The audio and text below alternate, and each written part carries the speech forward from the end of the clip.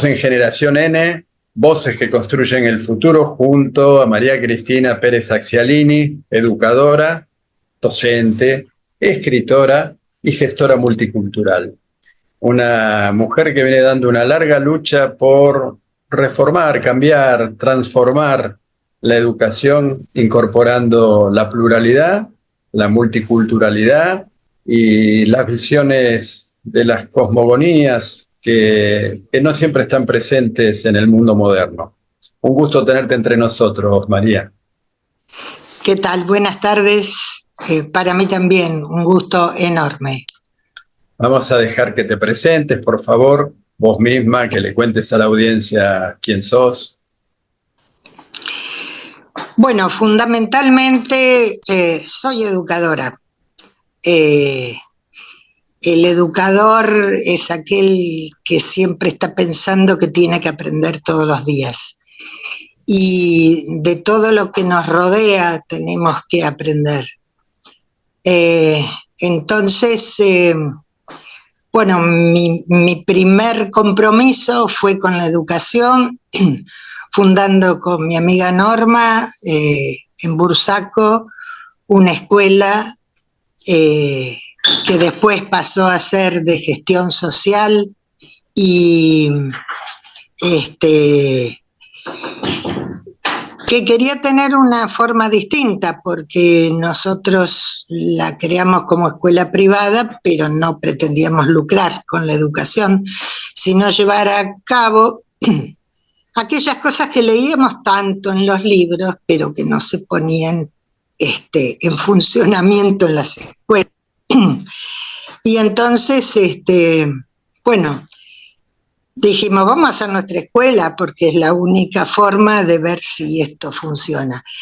Y como siempre creímos que los chicos reciben educación de la familia y de la escuela, pero en forma conjunta, con esa interacción que debería de existir, hicimos una escuela con los padres adentro.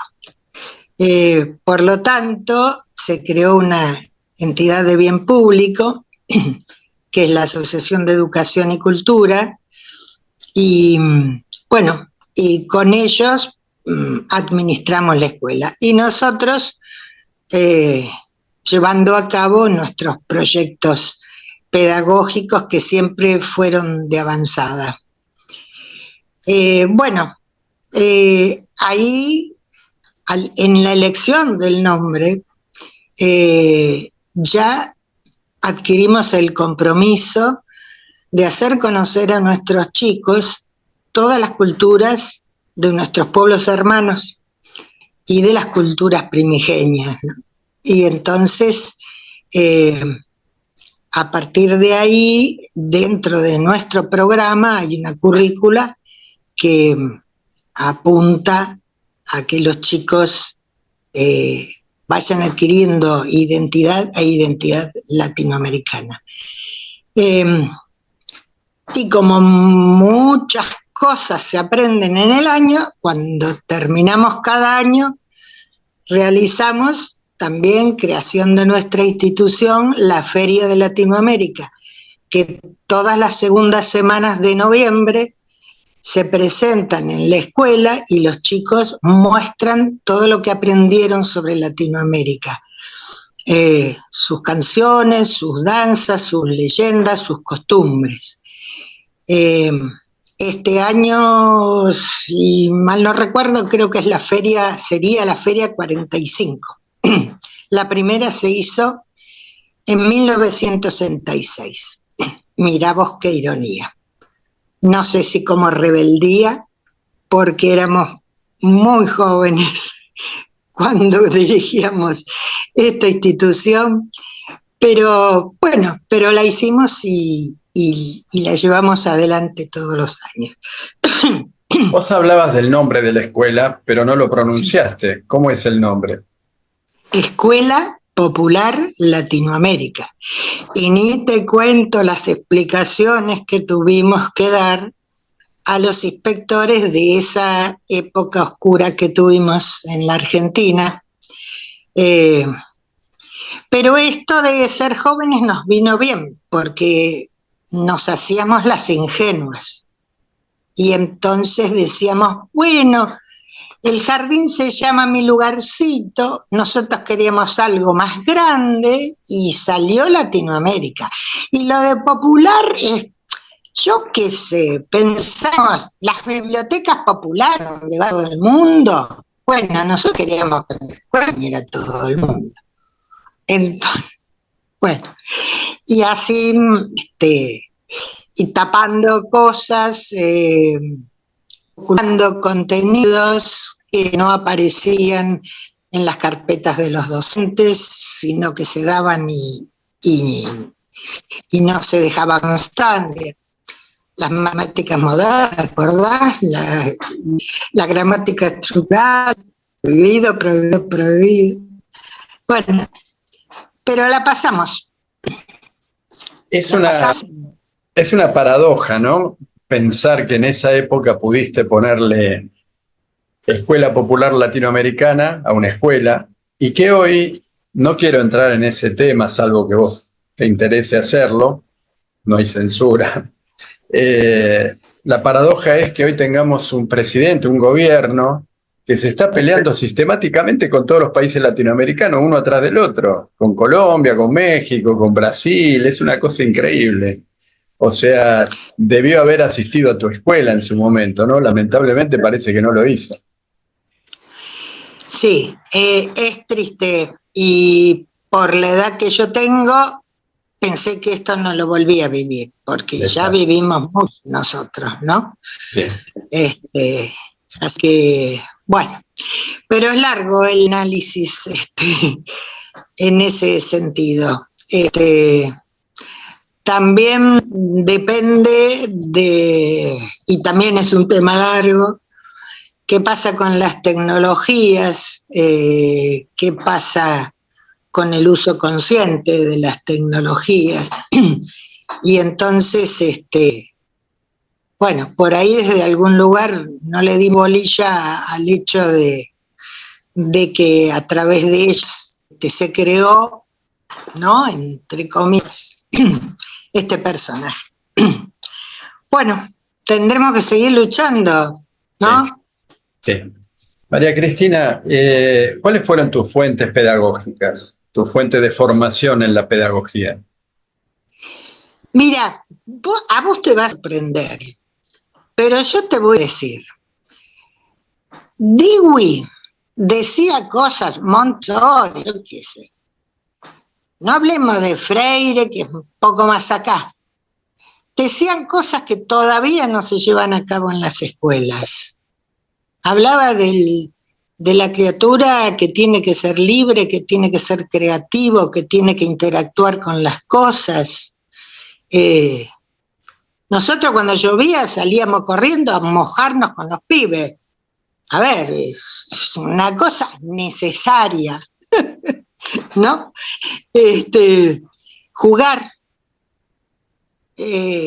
Hoy día en un recreo de las escuelas no se juega, y no se juega porque no corras, porque te vas a chocar con el otro, no no hay un rincón para las bolitas, no hay no sé, juegos pintados en el suelo para que los chicos jueguen. En nuestra escuela sí, digo, pero en la mayoría de las escuelas no. Y los papás que se queden afuera de la escuela porque sabés cómo molestan adentro de la escuela y sabés qué rico es ponerles el oído, todo lo que aprendés, todo lo que sabés de la criatura, todo lo que puede aprender ese padre desde tu palabra. Y bueno. ¿Qué aporta el conocimiento de los pueblos originarios que el mundo moderno no tiene? O al conocimiento que no llegamos sin ese aporte de los pueblos originarios, del conocimiento de los pueblos originarios. Mira, Rodolfo Kusch dice que hay una filosofía de los pueblos originarios que es distinta a la filosofía occidental. Sí. El ser y el estar de los pueblos originarios. Es totalmente distinto al ser y estar de la cultura europea. Entonces, el ser es el vivir con el entorno y el estar es el estar con el otro y con ese entorno. Mira, a ver, hablábamos recién de, de nuestro mandatario, ¿no? Bueno, ahí está, tenés la respuesta. Lo primero, mirá, nuestra escuela se hizo en comunidad. Y los sábados y los domingos íbamos, tanto padres como alumnos, como docentes, a levantar paredes, a pintar y demás. Bueno, porque eso lo aprendimos de ellos también. Y eso los sentimos, que eso es lo más importante. O sea, el concepto de minga, ¿no? Por ejemplo, que tienen los pueblos originarios. Exacto, exacto. Le contamos a la audiencia que la minga es un trabajo colectivo en beneficio de alguno de los miembros de la comunidad y se va haciendo de manera rotativa. Hoy te hacemos la piecita a vos, mañana al primo, Claro. otro al vecino. Y eso no es tan frecuente en el mundo occidental, ¿no? Donde todo está reglamentado por el dios dinero, por el mercado, claro, famoso.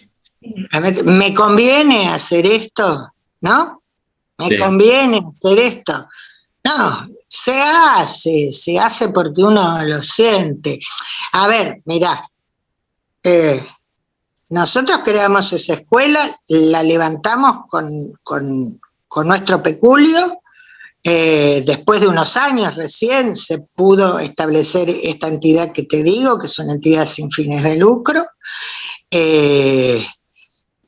Podríamos haber seguido siendo dueños de la escuela. Es más, tuvimos algunos padres que se oponían a que tuviera ese perfil, digamos, formal o legal, digamos. Porque decían, y bueno, pero si en otro momento viene otra gente, ustedes son los que tienen que estar adelante, dirigiendo, y porque saben lo que tienen que hacer, porque tienen el proyecto. Y nosotros le decíamos, mirá, si nosotros dudamos de que en un futuro la gente se ponga egoísta y no participe, estamos contradiciéndonos. Así que vamos a apostar a eso y bueno, y el futuro dirá. ¿Cuántos años lleva ya la escuela? La escuela se fundó, el jardín en el 70 y el primario en el 71. Después, en el 93, recién pudimos crear el secundario.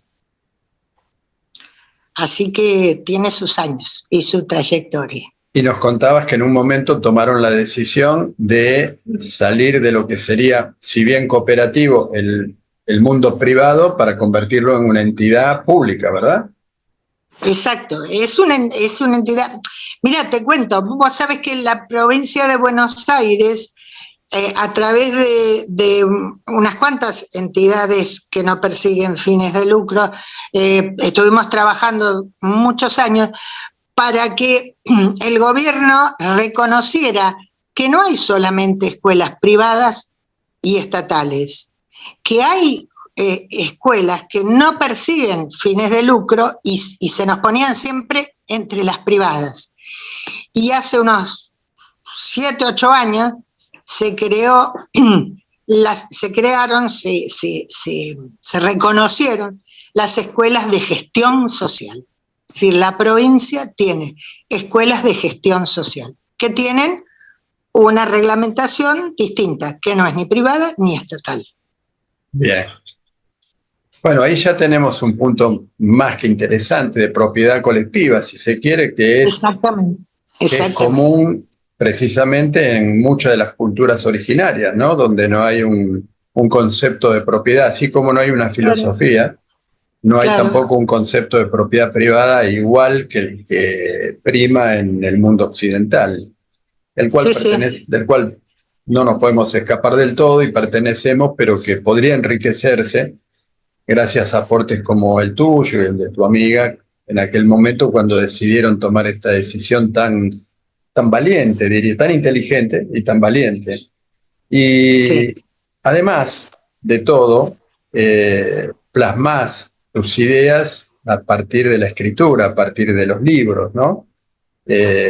Recientemente has publicado un libro que rescata a una figura que, si bien no es exactamente de los pueblos originarios de América, es una figura afrodescendiente que está como oculta, igual que toda la negritud, ¿no? Está oculta en la historia argentina. Yo he escuchado ya no lo escucho por suerte, espero que no vuelva ese concepto, o por lo menos no se escucha de manera tan directa, a gente que se enorgullecía de decir, pero en Argentina no hay negros.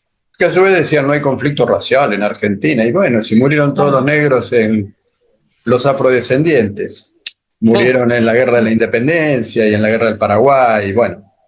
Eh, claro. pero bueno, contanos de tu Y, libro. y aparte porque, porque en los censos no se preguntaba, recién ahora se están preguntando si la gente se identifica o se siente identificada como afrodescendiente o como de pueblos originarios, ¿no? Correcto. Este, Así que la desvalorización fue tanta que también aquel que por ahí en su sangre corre esta hermosa herencia, a veces no se anima a decirlo para que no los discriminen, ¿no? Sí. Bueno, vos me decías, claro, yendo detrás de las historias de mujeres y de mujeres invisibilizadas, llegué a María Remedios del Valle. Primero escribí un cuento y sentía que eso era tan poco que me puse a investigar y seguir. Hay muy poco escrito sobre María Remedios del Valle, y donde se habla de toda la trayectoria de ella, están guardados los documentos en el Archivo General de la Nación, que fue cuando María Remedios vuelve a Buenos Aires y pide su pensión. Y después de tanto pasearla, porque esto sigue sin cambiar, pasearla por La los burocracia. lugares de la justicia, ¿no es cierto? Se encuentra con Viamonte en la calle, que le dice, pero capitana, ¿qué hace usted acá pidiendo limosna? Y ella le comenta que tenía un petitorio que le había armado otro oficial rico, que había sido también oficial del ejército, y entonces él dice que se va a poner en contacto con todos los otros oficiales que habían estado en el Ejército del Norte y habían sido compañeros de ella, que van a pedir y hablar en su favor. Bueno, y ellos son los que cuentan toda la historia, que cuentan dónde estuvo, que María Remedios del Valle estuvo desde la creación, es más, no solo desde la creación del Ejército del Norte. María Remedios del Valle peleó en las invasiones inglesas, en la primera y en la segunda, así, porque le salió del alma. Con su marido, pelearon esa. Y cuando se comenzó a armar el ejército, se inscribieron en el ejército con sus 2 hijos varones y, según parece, con sus 2 hijas mujeres, porque en un trayecto de las declaraciones, la Madrid cuenta que ella tenía 2 hijas mujeres. Así que también invisibilizada, ¿no? Bueno, Sí, por deben, completo. deben, deben haber aparecido en el montón de las niñas de Ayohuma, ¿te acordás? Sí. Bueno, entonces el debut fue la batalla de Huaki, donde pierden, porque todavía el ejército no estaba bien organizado, y ella continúa, participa del éxodo jujeño, participa en la batalla de Tucumán, donde mueren su marido y los dos hijos. eh, Después continúa en la batalla de Salta, eh, es alcanzada por las balas, fue tomada de rehén por los españoles, por los realistas, fue azotada, estuvo en capilla a punto de ser fusilada, y finalmente se une a las fuerzas de Güemes, cuando le hacía el sostén a San Martín para que hiciera su Campaña famoso. libertadora. Claro. Así que miremos si estuvo. Después de la batalla de Tucumán, y a pedido de los compañeros, digamos, es cuando Belgrano le da el título de capitano. Todavía tenemos en la ciudad autónoma de Buenos Aires algunas calles que convendría cambiarles el nombre, ¿no? Y Sí. esta sería una buena oportunidad de cambiarle el nombre por alguien que no solo puso en riesgo su vida, sino que siguió combatiendo pese a haber perdido a su compañero y a sus hijos, ¿no? Y después haber pasado por donde pasó y seguir la pelea. Haber pasado por la derrota de Huaki, haber pasado por la victoria en Tucumán, siendo una derrota personal para ella con la pérdida de sus hijos y de su marido. Después ser capturada en otra victoria, que es la victoria de Salta, e integrarse con Güemes, que definitivamente protegió esa frontera norte del avance realista para que San Martín pudiera cruzar los Andes, llegar al Perú, juntarse con Bolívar y ahí en Ayacucho consolidar la independencia. O sea, mirá qué trayectoria importante y qué granito de arena gigante ha puesto esta mujer afrodescendiente. Afrodescendiente, mujer, pobre, esclava, y claro, las tenía todas, lo que no quería ver la historia. Pero bueno, la historia tiene esas cosas que son tristes, ¿no? Que por eso uno las tiene que poner en palabras y en sentimientos, porque creo que lo más importante que tiene este libro no es solo la data histórica, que está basada en todos los datos históricos, sino que es poner la emoción dentro de la persona, Claro. y que pueda ser contada desde ese lugar, ¿no? Desde la vivencia, que eso me pareció importante.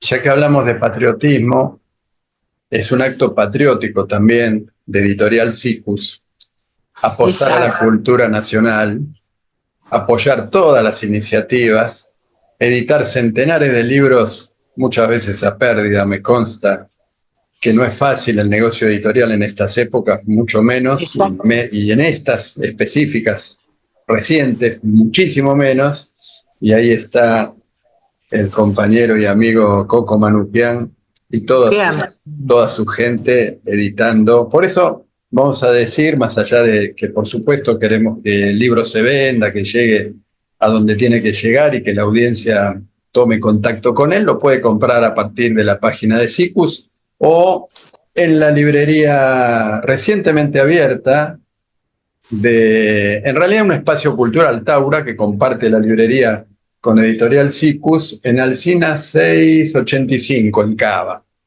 O sea que invito a aquellos que andan por ahí, por San Telmo, a acercarse y comprar el libro. Decinos el título completo, por favor. Sí, es María Remedios del Valle, entre la evocación y la espera. De editorial Sigus. Porque vos mirá que ella va contando la historia sentada en la Plaza de Mayo, sentada en la escalinata de la catedral, que no era la catedral que conocemos hoy, que estaba todavía ahí levantándose, que no es la Plaza de Mayo que conocemos hoy, porque estaba de un lado el Cabildo, en el medio la Recoba y en la punta, dando al río, el fuerte, ¿no? Sí. Y ella deambulaba por ahí, primero vendiendo empanadas, después cuando ya no pudo elaborarlas, pidiendo directamente limosna. Es triste. Y yo también hago algunas reflexiones, también desde esto, ¿no? Desde que cuando uno está en la plaza, ¿qué espera? ¿Por qué va a la plaza? ¿Qué busca? Ella buscaba justicia. Sí. Decíamos que el colonialismo cultural quizás es uno de los principales problemas que tenemos como nación y nos gustaría conocer tu opinión al respecto, si es tan así.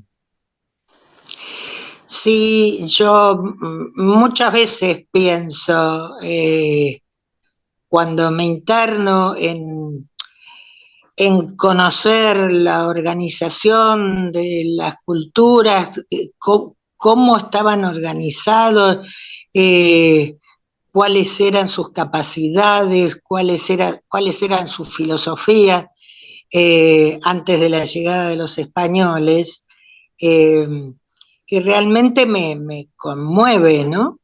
Y digo, bueno, también me pregunto, ¿qué, ¿cómo seríamos, qué sería este continente si no hubieran llegado, por lo menos en ese momento?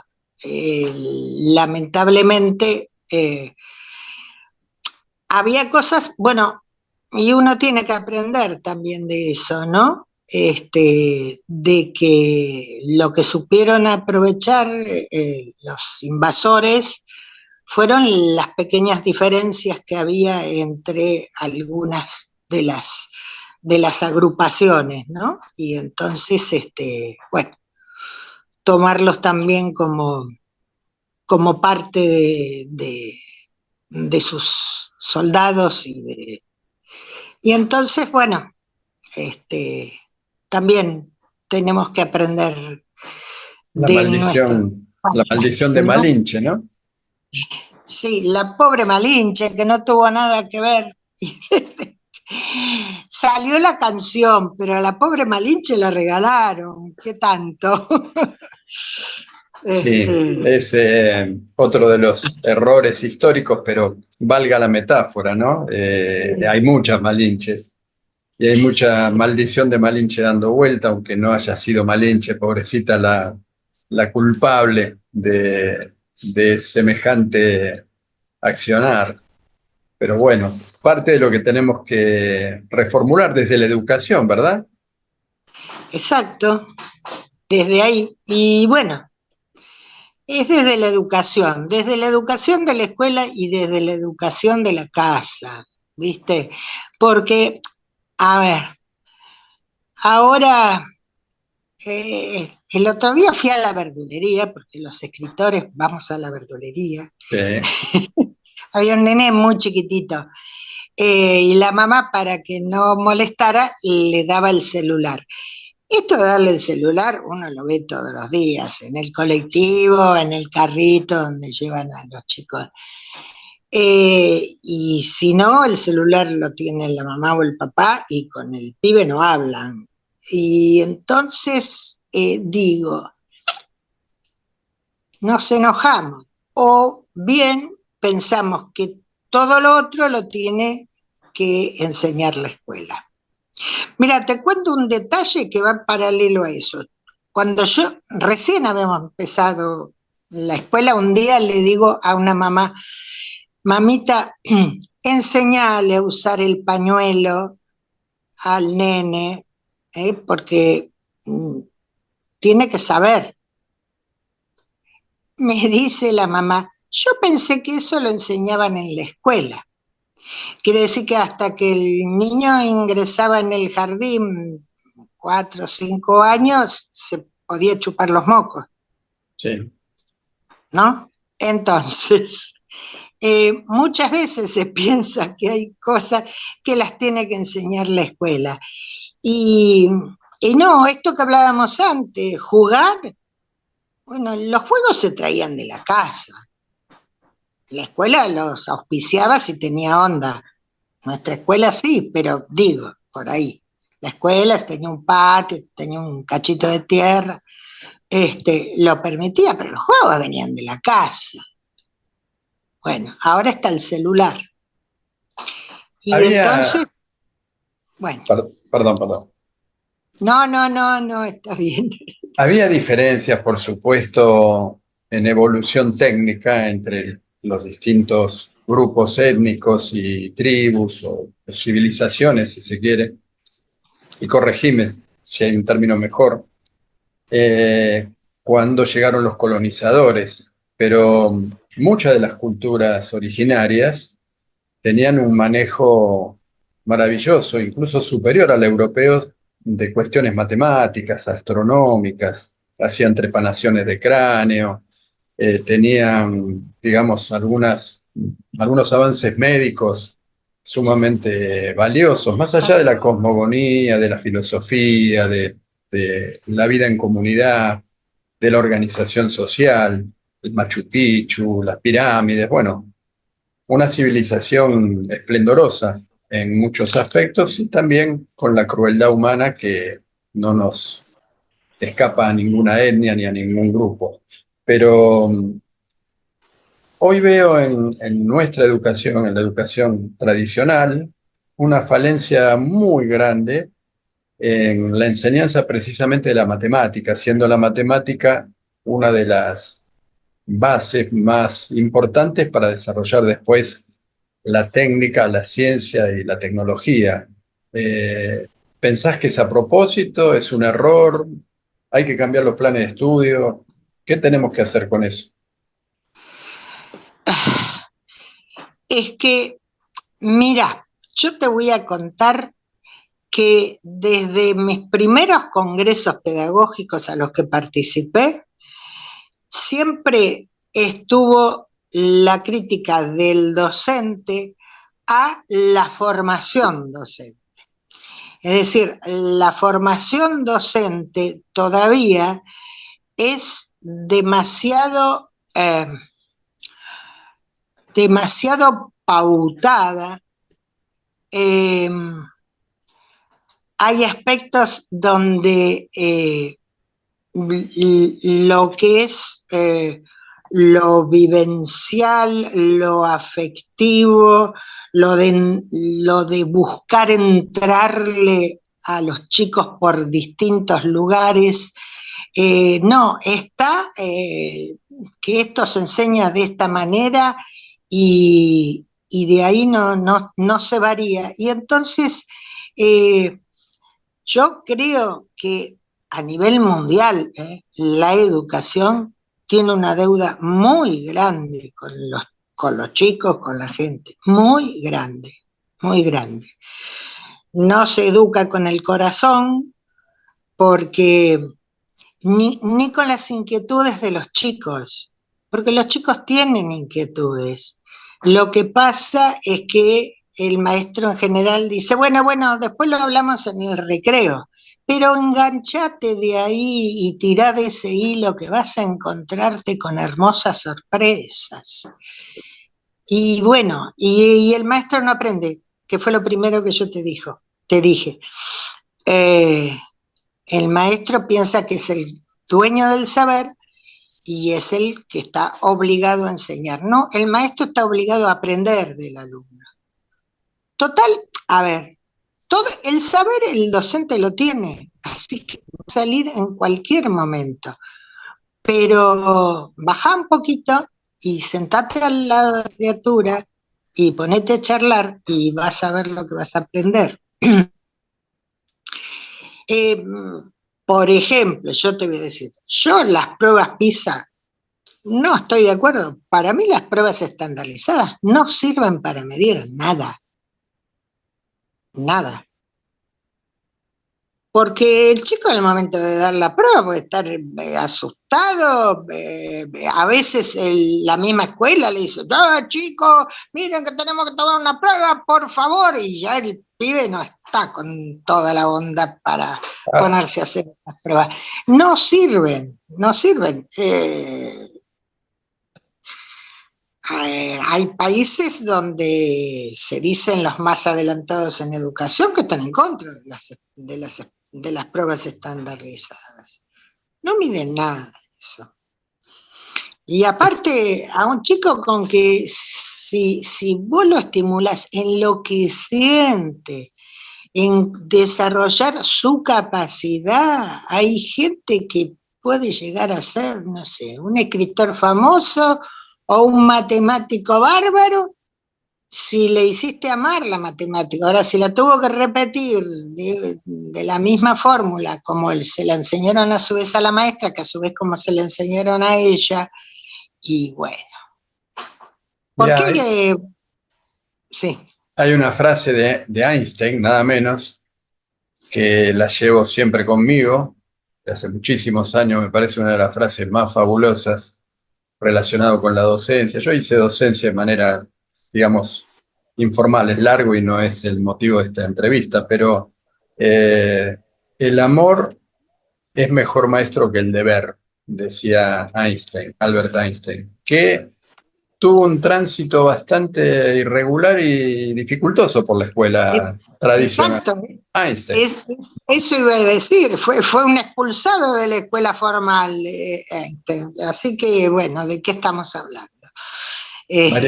María Cristina, tenemos en línea y vamos a hacer otra entrevista ahora con una colega tuya, doblemente colega, que es Mariana Dufour, que es la biógrafa de Osvaldo Bayer. Osvaldo Bayer, vos sabés que dio una lucha muy importante en defensa de las culturas originarias, aparte de otras luchas.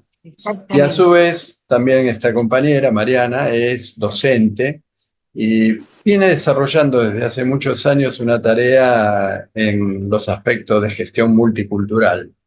Sería muy interesante poder hacer un evento presencial con ambas en algún momento, así que queda abierta la invitación. ¿Cómo no? De acuerdo. Tenemos tiempo y son tiempos difíciles ahora, pero se me ocurre que tendría mucha potencia poder hacer algo de esta naturaleza. Perfecto, lo programamos con tiempo y sí. ¿Cómo no? Esto es una invitación al aire, mira. Muy bien, muy bien. Te agradecemos mucho. Al aire también. Te agradecemos mucho por el tiempo y te vamos a volver a entrevistar con algunas cosas que quedaron en el tintero. Cómo no, siempre a disposición. Muchísimas gracias. Éxito. Un placer. Y bueno, y adelante, luchando siempre. Generación N, voces que construyen el futuro, y vieron qué futuro que estamos construyendo desde los años 70 con gente como mujeres, como María Cristina Pérez Accialini, docente, educadora y escritora. Les recomiendo el libro, es fabuloso. Y vamos me olvidaba de algo para el cierre, que es aquellos que nos envíen un mail a radioazucena@gmail.com. Entre todos vamos a sortear algunos libros que gentilmente nos cede la editorial CIP. Muchas gracias de nuevo, María Cristina. Gracias a ustedes. La próxima.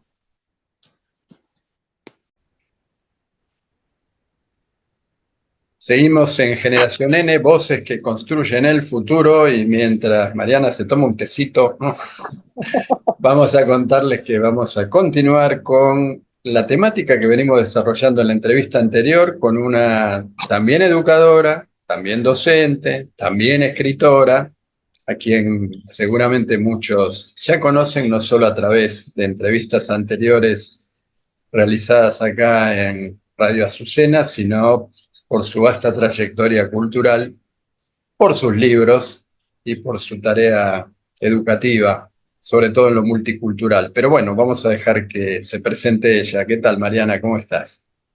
¿Qué tal, Juan Carlos? ¿Cómo andás? Sí, hace poquito estuvimos conversando por otro tema, pero que en realidad siempre se termina vinculando, ¿no? Que es la cultura, que es la lucha, la educación, las cuestiones sociales que estamos viviendo. Siempre de una u otra manera los temas se entrelazan y se constituyen mutuamente. Así que acá estamos nuevamente. Mira, hablábamos recién con la entrevista anterior, con María Cristina, sobre su escuela popular latinoamericana y bueno, todo eso de alguna manera, digamos, es una larga lucha de muchos compañeros y compañeras, pero estamos en un punto, y no quisiera entrar en eso, salvo sobrevolarlo nada más, porque no merece ni siquiera ese tratamiento. Estamos en un punto de nuestra historia donde tenemos un presidente que se pelea con Colombia, con México, con Cuba, no le falta a ningún país latinoamericano, Brasil, no le falta a nadie, se pelea con todo. Sí, lo que le está faltando a nuestro presidente es el concepto de patria grande, ¿no es cierto? Sí.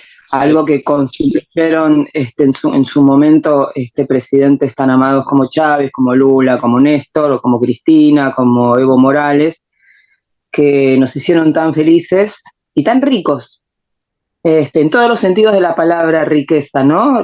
Riqueza cultural, riqueza política, riqueza industrial, y también riqueza en el sentido de que nuestros trabajadores, nuestras sociedades tenían trabajo y bien pago, y bien reconocido.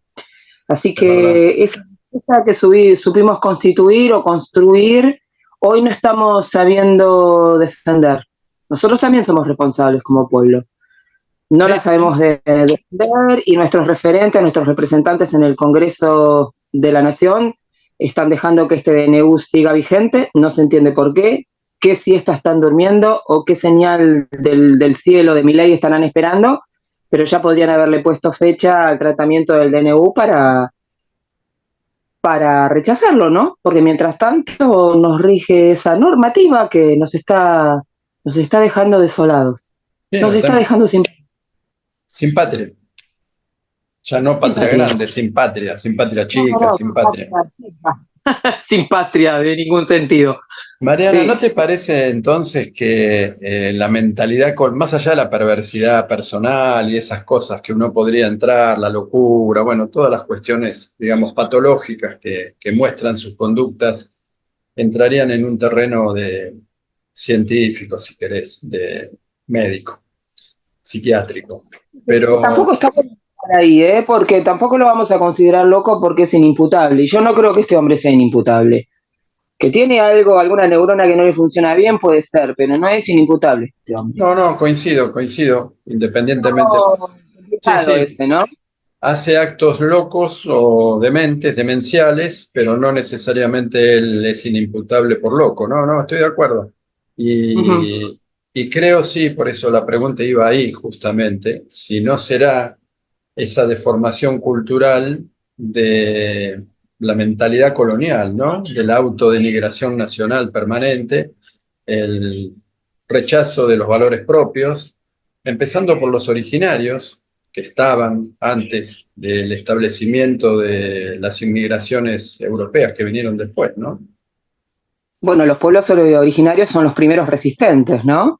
Son los primeros que vieron avasallada su cultura, sus religiones, sus idiomas, son los primeros que debieron acomodarse a conceptos absolutamente ajenos a sus cosmovisiones, como es el concepto de la propiedad privada, por ejemplo. Ellos no es que no conocían la propiedad privada, directamente no practicaban esa forma de habitar la tierra y de cohabitar entre ellos.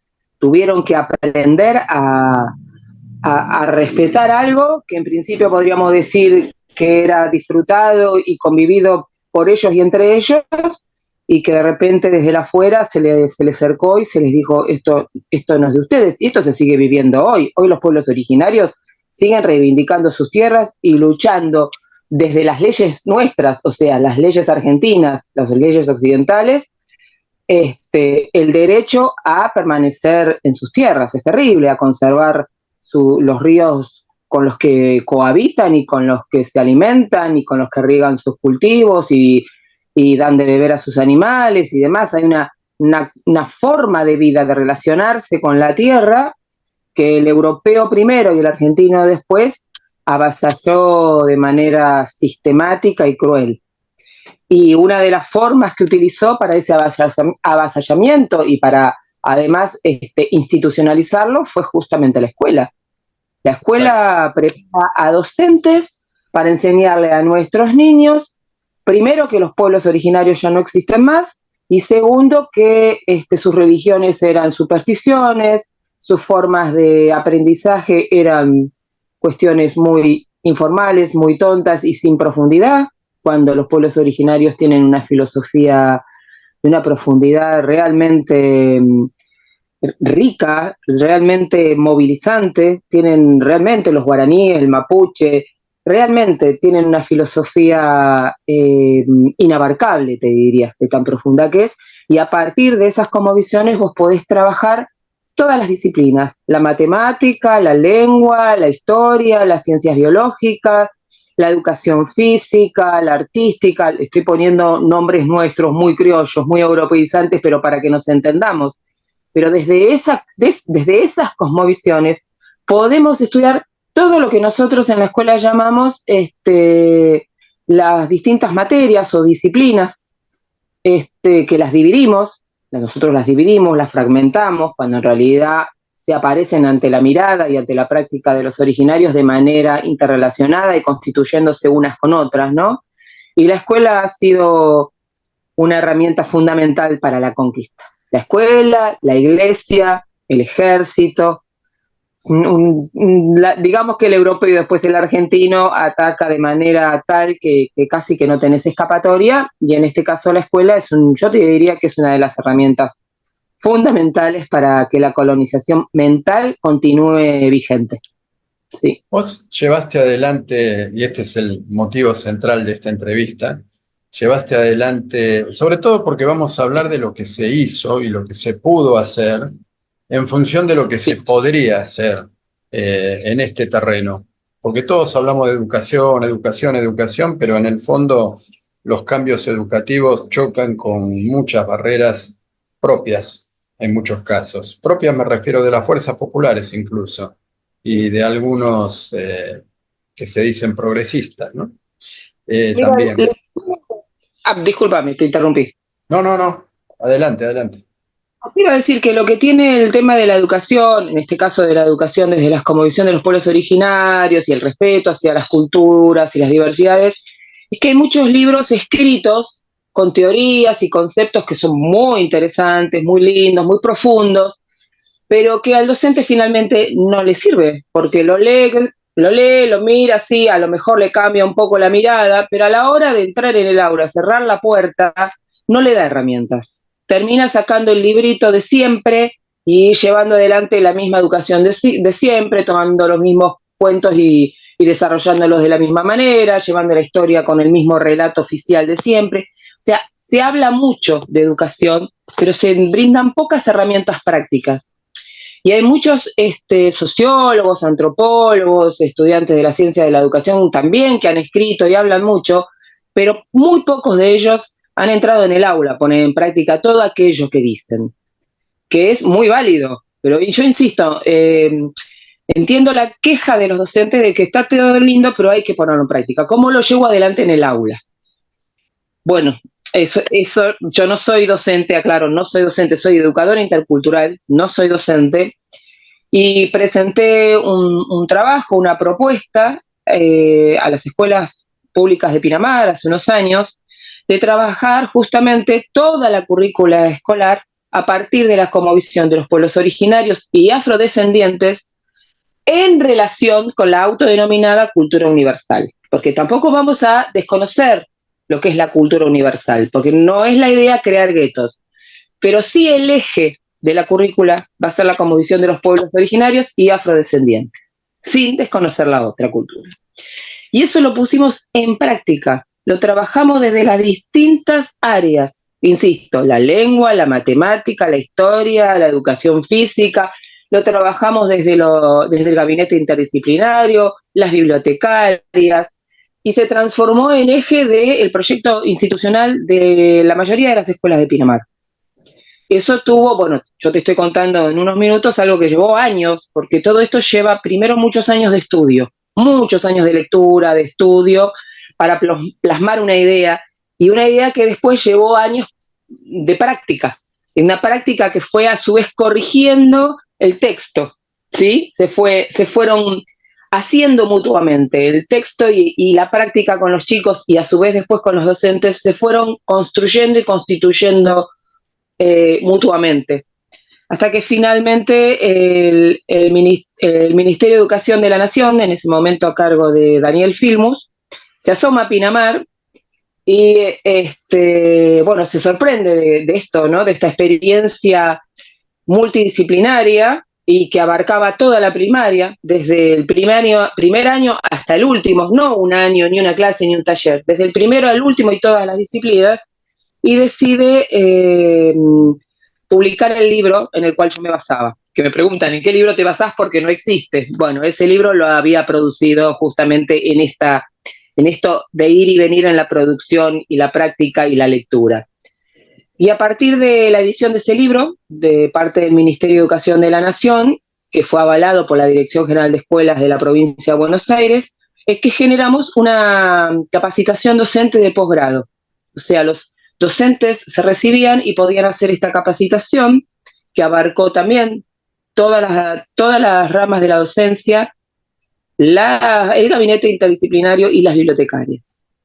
Y todo este proceso, a su vez, fue como si fuera algo que circula a tanta velocidad que empieza a disparar otras cosas, y empezó a disparar, por un lado, un programa de radio que realizamos con los niños, que se llamó Pachamama entre el cielo y la tierra, que se emite en este momento por Radio Azucena, un programa hermoso que cada tanto lo levantan algunas radios y se vuelve volvemos a aquellas tierras del norte, las del sur, al pueblo guaraní, a los wichí, a las leyendas y las historias de los africanos que eran traídos esclavizados a estas tierras desconocidas para ellos, y las cuentan los niños en su lengua original, en el quichua, en el aymara, en el pudungún, los cuom, son las radios.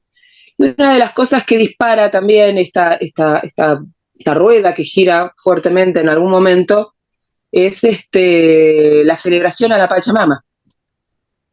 Todos los años, el último viernes, sábado y domingo de agosto, celebramos a la Pachamama en Pinamar, en la Plaza República de Bolivia, que está en Ostende, y se hace una gran fiesta, una gran ceremonia el viernes, donde abrimos la boca de la Pacha, y después continúan las danzas, que vienen de la mano de todas las colectividades de Pinamar, de la región, e incluso vienen de Bolivia, o vienen de Paraguay, o vienen de otras provincias, y se suman con sus trajes originales a esta ceremonia que dura 3 días. Y el domingo a la noche cerramos la boca de la Pacha y damos por finalizado esta fiesta en pleno Pinamar, donde mucha gente se sorprende porque Pinamar es el balneario del glamour, del consumo y de todo aquello que hoy, por ejemplo, estamos recibiendo ahora en estos últimos días turísticos que tiene la temporada. Pero Pinamar tiene una vivencia invernal de 12 meses que refleja la multiculturalidad que vivimos no solo en toda la Argentina, sino que vivimos en toda nuestra patria grande. Y acá Ahora, estamos. Muchos oyentes se sorprenderán y dirán, ¿pero hay una comunidad paraguaya o boliviana importante en Pinamar? ¿Por qué? Sí, a una comunidad boliviana muy importante, paraguaya muy importante, peruana, chilena, uruguaya muy importante, porque Pinamar está conformada por vecinos venidos de todas las provincias, tanto de Buenos Aires como de Misiones, Entre Ríos, Tucumán, Santiago del Estero, de la Patagonia, de todos lados, de Jujuy, de Salta, pero a su vez han venido de Bolivia, de Paraguay, de Uruguay, de Brasil no tanto, de Chile, de Perú, Colombia. O sea, tenemos una multiculturalidad enorme y a eso agregale, por ejemplo, la colectividad italiana. O sea, siempre nosotros tenemos nuestra rama europea que a la que no hay que negar. Yo no quiero hacer lo mismo. O sea, la cultura la que se autodenomina cultura universal, no hay que dejarla de lado, pero hay que dejarle su lugar al que le corresponde y poner en un mismo piso de valoración todos los saberes. Y a partir de ahí generar el aprendizaje. Porque a partir de ahí todos los niños tienen algo para decir. Una de las primeras cosas que sucedió cuando empezamos con este trabajo, que se llamó Araí Uruguay Rabo de Nube, fue que los niños, especialmente los bolivianos, que eran sentados atrás del aula, que los más comunes son los que no saben, los que no entienden, los que hablan quichua y muy mal el castellano, cuando empieza a ver que la docente se refiere a algo que ellos conocen y que conocen mejor que la docente, la postura cambia. Se ponen derechos, porque se los está nombrando y de eso ellos saben. Y empiezan a levantar la mano y empiezan a querer hablar. ¿Y qué pasa? Los buenos alumnos de adelante, que suele coincidir siempre con una misma clase social, empiezan a darse vuelta, giran sus cabezas a mirar al de atrás, al que ahora sí tiene el saber y tiene la palabra, y se empiezan a revertir los roles. Es una cosa, se me pone la piel de gallina mientras lo vuelvo a recordar. Empieza, el saber empieza a cambiar de lugar, porque hasta la que no sabe es la maestra. Pero es literal esto. La maestra es la que no sabe y toma la palabra a los demás. Lo mismo va a pasar si nos vamos a las tierras guaraníes, si nos vamos a las tierras mapuche, a la tierra huichí, a la Acom, si nos vamos un poco más lejos. Entonces el saber empieza a girar, no está siempre en el mismo lugar, ni en la docente ni en los 10 pibes de adelante. Empieza a girar. Y es un cambio actitudinal enorme que llega a las casas, porque los chicos llevan todo eso nuevo a las casas y empiezan los padres a acercarse a la escuela y a preguntar qué es lo que está pasando y cómo es y qué libros pueden leer y cómo pueden acceder, porque no conocen, porque el hijo le pregunta. Hay padres que han llegado a cambiar el itinerario de sus vacaciones para dirigirse a comunidades originarias. Esto es literal, ¿eh? Me han preguntado a mí a dónde ir, porque los hijos quieren ir a conocer. Así es como surge también la necesidad de hacer la ceremonia a la Pacha. Los chicos me dicen, bueno, necesitamos hacer una ceremonia de todo esto que venimos hablando, aunque sea alguna. Bueno, elegimos la ceremonia a la Pachamama por ser la madre tierra, la madre venerada por todas las culturas originarias. La podés llamar Pachamama, la Ñuquemapu, como vos quieras, o sea, como cada pueblo la llame, pero todos la veneran, todas le rinden un homenaje, todos le rinden ofrenda. Y como la colectividad peruana y boliviana son las dos más importantes, entonces, bueno, elegimos la Pachamama, que es la ceremonia andina, pero que referencia a todos y a todas. Y así es como entró en Pinamar. Yo te diría que es uno de los primeros lugares que empezó a llevarse la huipala. Durante los actos del 9 de julio, el 25 de mayo, la colectividad boliviana empezó a animarse a portar la huipala. Entra por primera vez en la escuela 1 con toda esta práctica pedagógica y en la ceremonia, pero después tanto la colectividad peruana como la boliviana empiezan a portarla en estos actos, los que son convocados, y ahora ya, bueno, ya sabemos que la portamos todos, pero te estoy hablando de muchos años atrás cuando no se sabía ni qué era la huipala. Bueno, todo esto es un proceso muy largo que va trayendo, por ejemplo, consecuencias sociales muy chiquitas, pero que son enormes, como que las mujeres empezaron a aportar a sus niños en estas telas originarias, los aguayos, que son tejidos de colores, que reflejan los colores de la cordillera, y las llevan en las espaldas. Empiezan a llevar a sus hijos a la manera originaria, y no en cochecito, ni a upa, sino en las espaldas, en esos aguayos hermosos. Y además empezamos a hacer muestras de arte originario, tanto en la sala de la municipalidad, la sala oficial, como en salas de arte privado, como por ejemplo el Ojo de las Artes de Flavio y Francesco. Hicimos una muestra en plena temporada con todo arte originario. que recuerdo muy bien que me preguntaban, ¿y de dónde sale? ¿Cómo hiciste para juntar todo esto? Entonces, fue muy sencillo.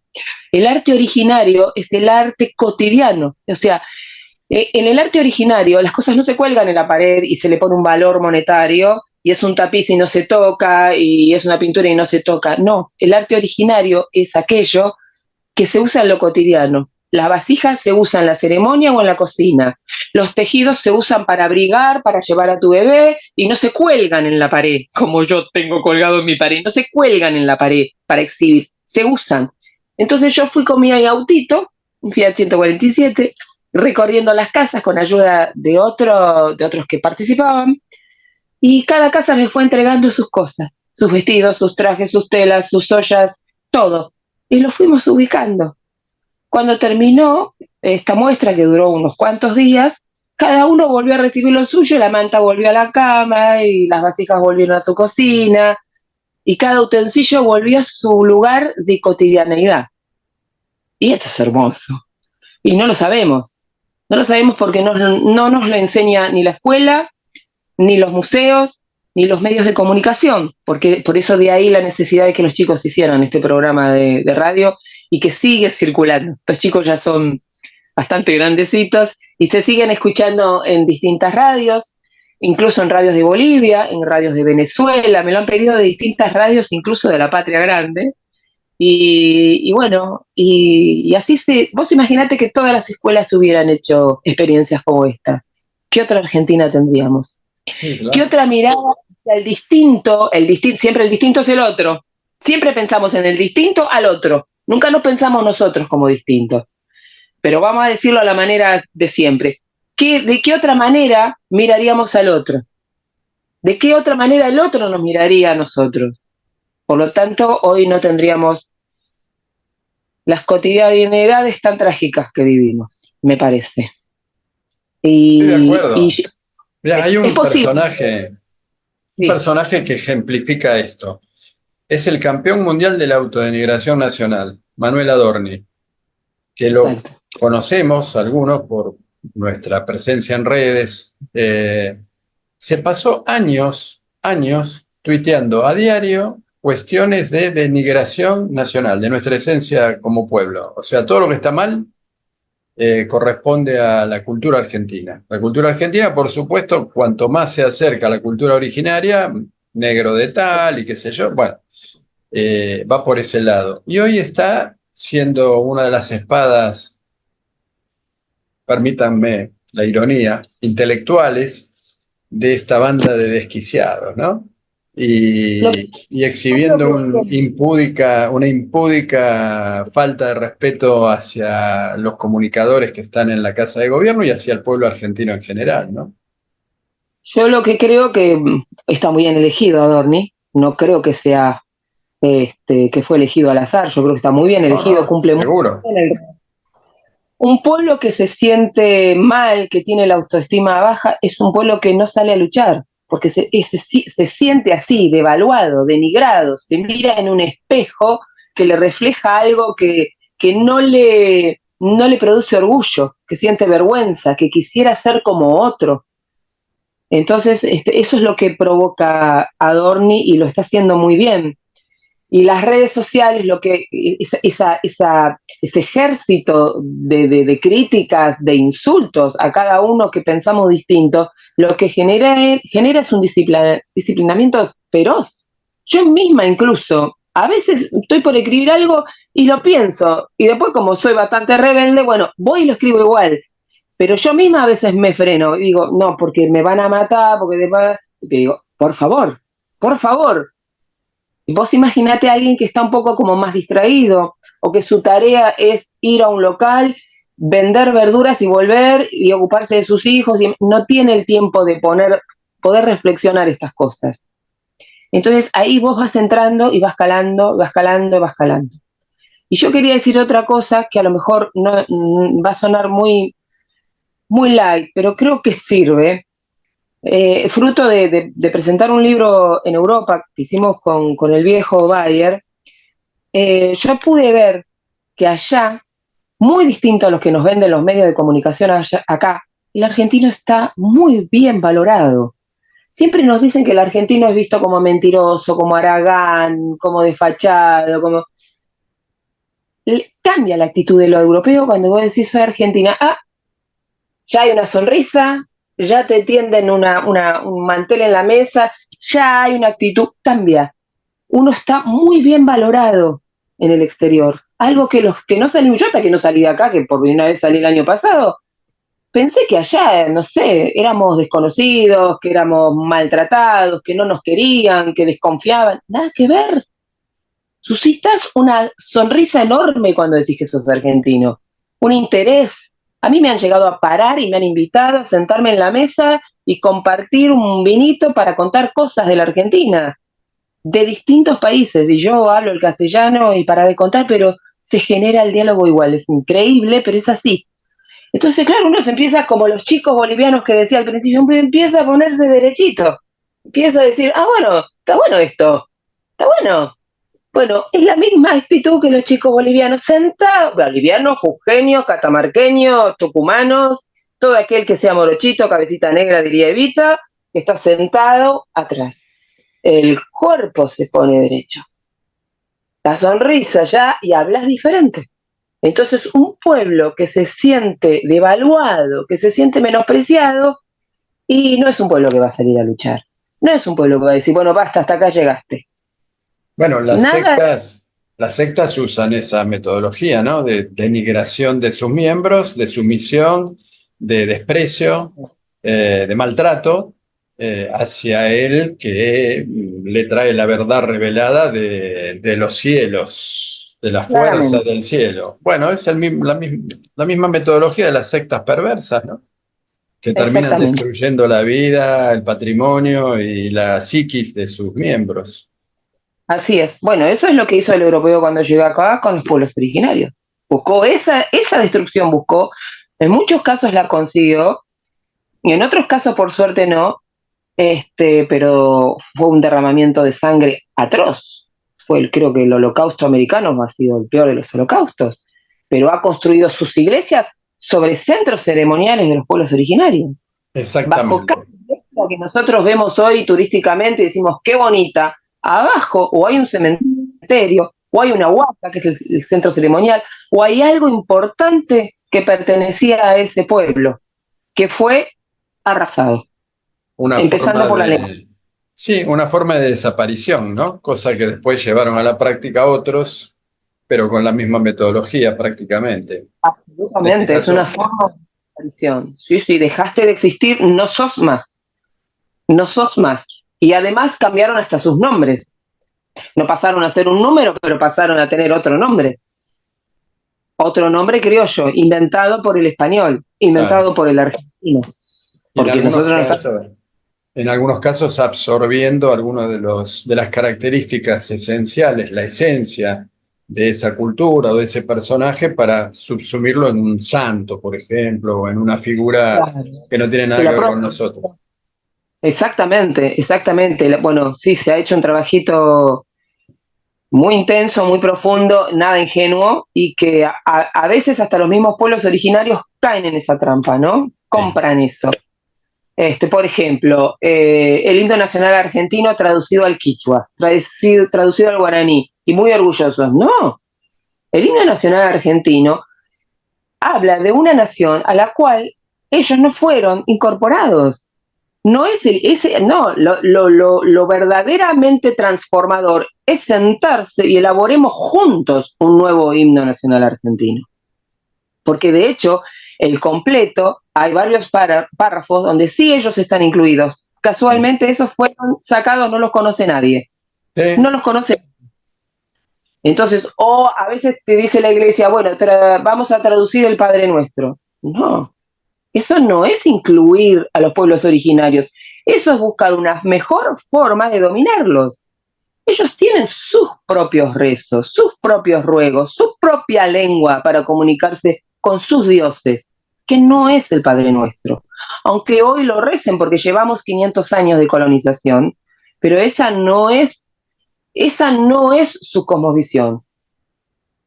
Se, ¿Sí? re- Entonces, Se La traducción, revuelca en su tumba, se revuelca el Inca en su tumba y en sus huesos revive el ardor, dice el himno y nadie lo sabe. Va, nadie nadie lo no, sabe, muy pocos. muy pocos lo saben. Entonces, a ver, sentémonos y empecemos de nuevo. A barajar y bar de nuevo, pero con todos y todas adentro y dando nuestra palabra hasta que llegara a algo tan amplio en donde todos podamos sentirnos respetados. Cuando decimos todos somos iguales ante la ley, ¿ante qué ley? Porque la ley esta occidental y cristiana que tenemos no contempla los valores del pueblo mapuche, no contempla los valores de los wichí y de los pom. Ellos tienen otros valores, otras formas de vida, absolutamente distintas y deben adecuarse a una ley que no les pertenece, que les fue impuesta. Entonces, ¿iguales ante la ley? No, no, iguales ante la ley del otro, y ni siquiera eso se cumple. Y ni siquiera eso se cumple, porque ni siquiera son iguales ante la ley ajena. Entonces está todo mal. Está todo mal. Tenemos un Nadie. diagnóstico, tenemos un diagnóstico. Y Tenemos te un día. No, cuento, pero que se puede hacer. Yo lo que quiero reivindicar es esto. Se pudo hacer, lo hicimos en Pinamar a lo largo de 10 años en las escuelas de Pinamar.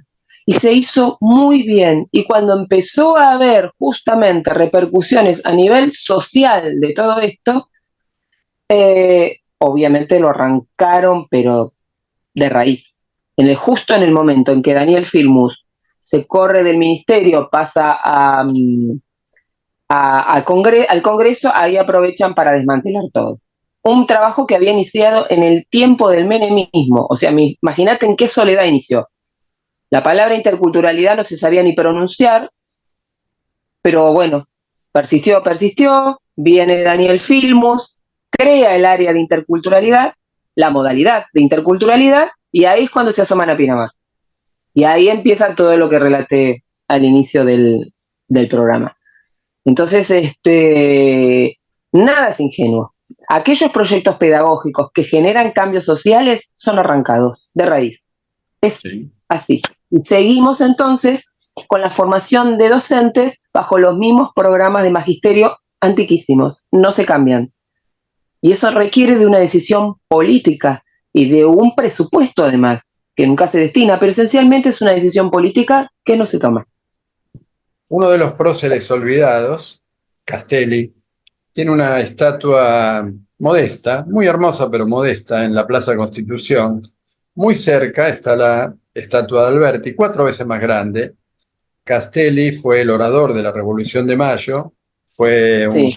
un jacobino que además tenía el concepto de los pueblos originarios de cierta flexibilidad respecto al concepto de propiedad privada, y que leyó la proclama de independencia, no de independencia, de libertad, la proclama de la Junta de Mayo en el Tahuantinsuyo, Sí. en el Tiwanaku, perdón, en varias lenguas originarias. Y esto Uh-huh. prácticamente nunca se habla en la escuela, ¿no? No, ni se sabe. No se habla, no se sabe. Y la Y calle se habla. Castelli tiene 2 cuadras o 3, y Ramón el Falcón tiene 8 kilómetros de largo. Claro, claro. Mirá vos. Pero Sí, vamos a mirar al futuro, Mariana. Quiero invitarte a no solo a un nuevo reportaje hablando de cómo llevar adelante o intentar por lo menos llevar adelante esa reforma educativa, dónde, qué puerta golpear, de qué manera hacerlo, qué conciencias tratar de despertar, sino a una serie de actividades en esa dirección. Pero vamos a dejarlo por ahora en el suspenso para dejar pensando a nuestra audiencia sobre lo que acabas de decir y sobre el diagnóstico que tenemos sobre nuestra actual situación relacionada con nuestra colonización mental y especialmente pedagógica. y especialmente pedagógica. Así es, así es. Creo que la revolución empieza por la escuela, ¿eh? La revolución empieza ahí. Estoy convencida de eso.